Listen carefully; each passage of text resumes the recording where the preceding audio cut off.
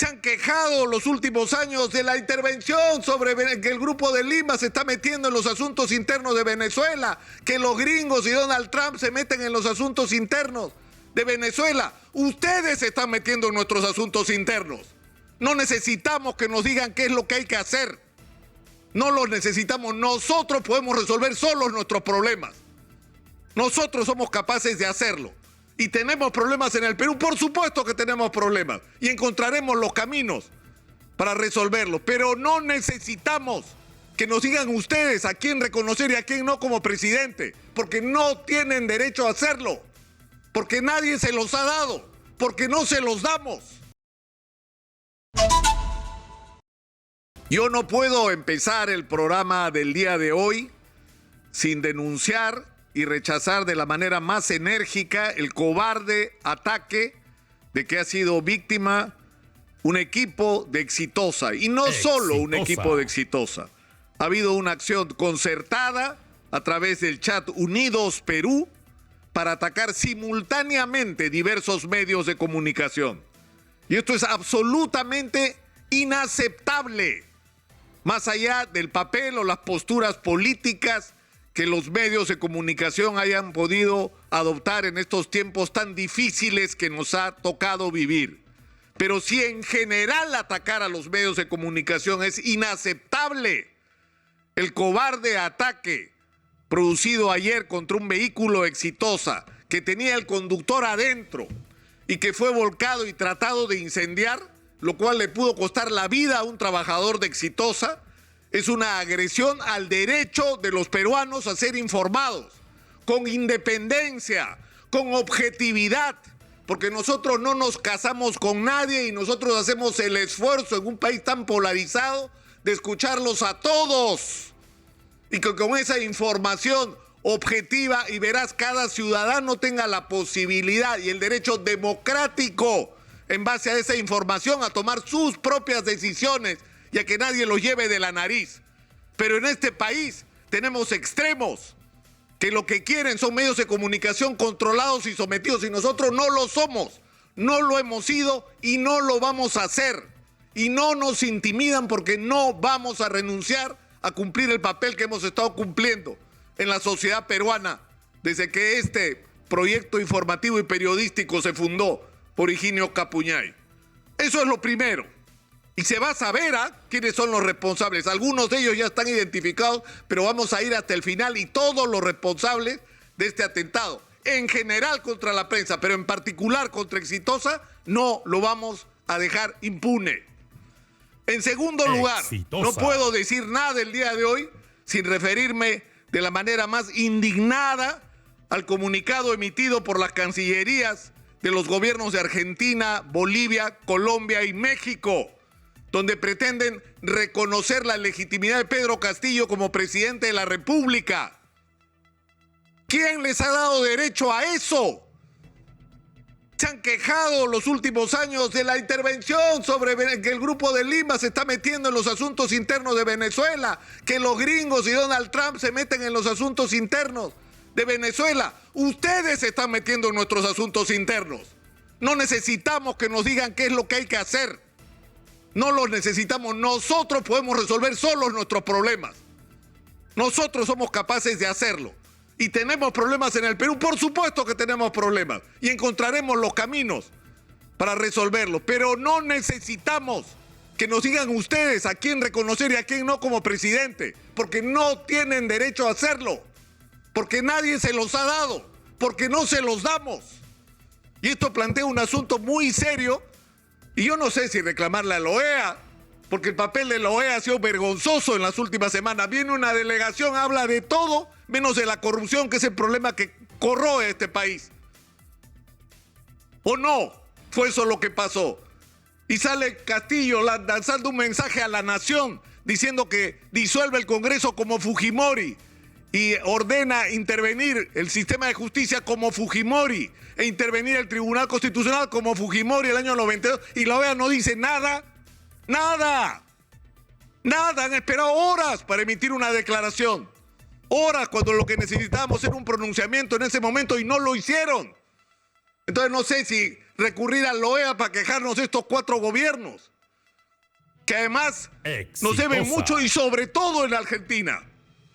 Porque el único país del continente y del mundo que estuvo firme al lado de Argentina en el conflicto de las Malvinas fuimos nosotros, los que los ayudamos con pertrechos, y alguna vez se contará la historia como de heroicos militares peruanos. Ayudarán más allá que eso incluso a la lucha por la defensa de la soberanía argentina de las Malvinas, y ya se olvidaron de eso. No tienen derecho a hacer lo que han hecho. No tienen derecho. Es simplemente una intromisión inaceptable en nuestros asuntos internos. Y yo creo que sobre eso deberíamos estar todos de acuerdo, ¿ah? ¿O pretende la izquierda que nuestros problemas internos los resuelvan los gobiernos de otros países? En tercer lugar, estamos probablemente en una de las peores crisis de la historia republicana. Y lo que estamos enfrentando es una situación muy, muy complicada por la calidad de quienes dirigen este país. La señora Dina Boluarte se instala como presidenta y da un discurso diciendo que se queda hasta el 2026 sin medir en lo más mínimo el sentimiento de irritación nacional, que lo que quería es que se fueran todos, señora Dina Boluarte, no solo Pedro Castillo. La gente quería que se fuera Pedro Castillo, pero también el Congreso de la República. Es más, en el interior del país, el odio hacia el Congreso de la República es una cosa impresionante. Y usted, que fue elegida por esta gente, sería la primera que debería saberlo, pero usted, como se logró un acuerdo con un sector del Congreso, pensó que se podía quedar hasta el 2026. Y miren lo que está pasando ahora. Han tenido que empezar a morir gente para que usted hable de elecciones el 2024. ¿Y usted cree que la gente va a soportar esta situación hasta el 2024? ¿Y que se va a procesar reformas para garantizar un proceso electoral distinto con este Congreso? Exitosa. ¿Usted cree realmente que eso es posible? Pero eso es por un lado, formando además un gabinete que no está, y lo he dicho desde el comienzo, a la altura de las circunstancias. Somos un país que está agobiado, que se está incendiando, y necesitamos otro tipo de dirección de la política nacional desde el Ejecutivo.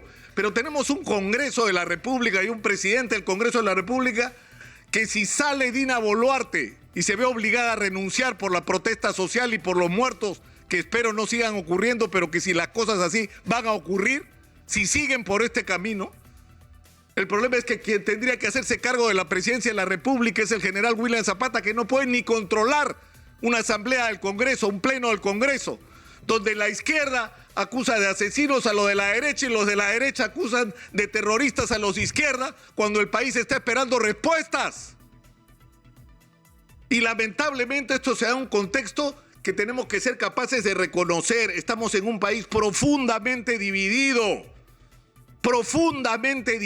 y esa división e incluso ese odio ha sido exacerbado por quienes viven de esa polarización, por quienes sacan provecho de esa polarización, porque tenemos un gran bolsón de la sociedad concentrado sobre todo en Lima y sobre todo en las clases medias y altas de Lima, que están convencidos de que les robaron la elección, de que los organismos electorales conspiraron para robarle la elección a Keiko Fujimori y dársela a Pedro Castillo. Hasta hoy hay gente convencida de eso.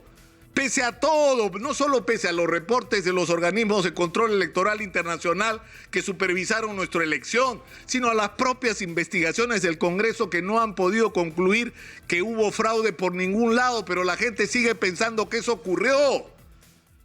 Y hay gente que sigue pensando que Pedro Castillo era la cabeza de una conspiración comunista para imponer una dictadura en el Perú de corte comunista. ¿Y qué es lo que hemos tenido? Un gobierno ineficiente y corrupto. Eso es lo que hemos tenido, no un gobierno comunista. Y el problema es que tenemos en el otro lado, porque este es el sentimiento, traten de convencer a alguien que piensa así. No escuchan, solo escuchan lo que quieren oír, aquello que incentiva y promueve esas ideas a las cuales se han aferrado. Pero tenemos otro sector en la sociedad que está fundamentalmente en el interior del país, en el oriente y sobre todo en el sur del Perú, de gente que piensa que si el gobierno de Pedro Castillo terminó como terminó, fue por el asedio del Congreso de la República. Y cuando uno les dice, sí, es verdad, ha habido el asedio, yo lo he hecho, yo he hablado con la gente del interior del país casi todos los días. Y cuando yo les digo, pero está bien, el Congreso asedió a Pedro Castillo y lo persiguió casi desde el día que puso un pie en Palacio de Gobierno, pero por favor, el nombramiento de funcionarios ineptos, incapaces, de ministros que no correspondían, de que ni siquiera sabían de qué se trataba en su sector, pero lo peor, los casos impresionantes de corrupción que apuntan directamente al propio presidente de la República, y lo que me responden es, pero si todos han robado en este país, ¿por qué persiguen al profesor Castillo? Porque es cholo, porque viene de abajo, porque viene de la provincia. Oiga, ya está bien, estuvo mal que no se persiga a los anteriores, pero está bien que el presidente Castillo sea perseguido por la justicia si está involucrado en corrupción. No, porque no lo hicieron con los anteriores, además no le han probado nada y es imposible la discusión, es imposible el entendimiento. Ese es el Perú que tenemos al frente. Y estamos hoy en una situación límite, donde hay un sector del país que no reconoce la legitimidad de Dina Boluarte, un sector del país que está indignado y que tenemos al frente un peligro muy grande. Yo he tenido acceso a la última declaración que ha emitido el Movadef, donde lo que dice es muchas de las cosas que se están gritando ahora. ¿Significa esto que el Movadef está dirigiendo la protesta social en el Perú? No. Significa que el Movadef y Sendero Luminoso quieren montarse sobre la protesta social. Quieren aprovechar la protesta social para desplegar sus fuerzas y controlar ese movimiento y dirigirlo hacia sus propios objetivos. Y eso es algo que no podemos permitir. Pero la manera de enfrentarnos no es terruquear a todos los que protestan, sino tener políticas y respuestas claras que permitan el reencuentro de la sociedad peruana. ¿Y eso qué cosa implica? Que va a haber que adelantar las elecciones. Dicen el 2024, no da el país para el 2024, vamos a tener que hacerlas el 2023. Y que si las hiciéramos bonitas las elecciones, así como nos gustaría, no se puede, pues, porque no corresponde a la situación del Perú. Seamos realistas, seamos objetivos. ¿Qué quieren? Primaria, las PASO, ¿no? Las primarias. O sea, ¿de qué están hablando? Necesitamos que se apruebe ya el adelanto de elecciones con un mínimo de reformas que se puedan aprobar en 2 o 3 artículos y que eso sea ratificado de inmediato por una nueva legislatura y entremos en un proceso que imponga serenidad. Vamos a tener elecciones el año 2023, vamos a cambiar de autoridades y dependerá de nosotros los ciudadanos de elegir esta vez con un mínimo de responsabilidad y tenemos que exigirle a los partidos que haya democracia en la elección de los candidatos. Es el mínimo, pero lamentablemente esa es la situación en la que estamos, porque si no se dan salidas de esta naturaleza, este país se va a incendiar más de lo que ya está. Y no vamos a hablar de muertos que se cuentan con los dedos de la mano, sino por decenas.